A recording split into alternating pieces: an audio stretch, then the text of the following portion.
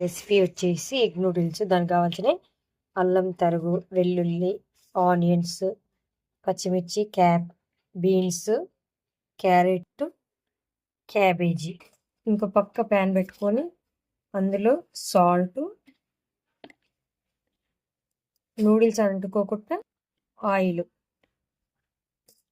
వేసి బాగా మిక్స్ చేసుకోవాలి. ఇక్కడ 2 బెడల నూడిల్స్ తీసుకుంటున్నా. మీకు ఎంత కావాలో అంత తీసుకోండి. నాకు సరిపడా నేను తీసుకుంటున్నా.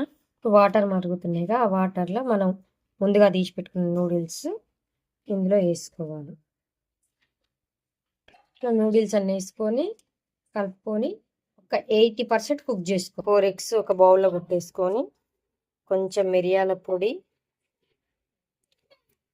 కొంచెం సాల్ట్ వేసుకొని వీటిని బాగా బీట్ చేసుకోవాలి, 2 కలిసేటట్టు. మనకైతే ఇప్పుడు నూడిల్స్ 80% ఉడికిపోయినాయి. ఇప్పుడు వీటిని స్ట్రైనర్తో తీసేసుకుందాం. ముందుగా ఇప్పుడు ఒక ప్యాన్ పెట్టుకొని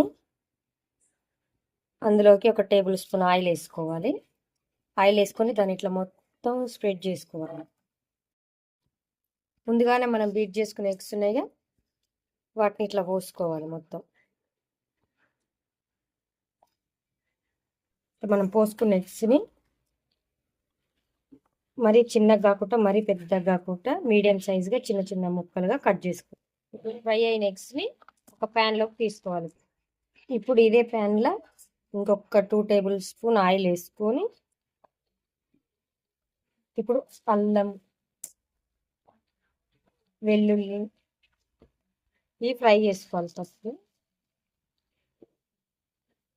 ఇప్పుడు సన్నగా తరుక్కున్న ఆనియన్,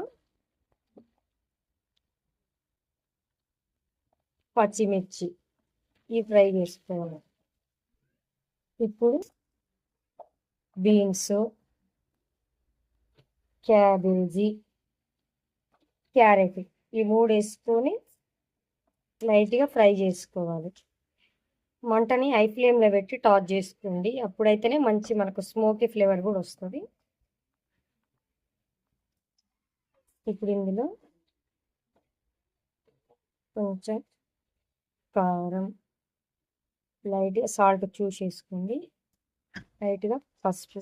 ఇప్పుడు వీటి 3 ఫ్రై చేసుకోండి. ఇప్పుడు కొంచెం టమాటా సాసు,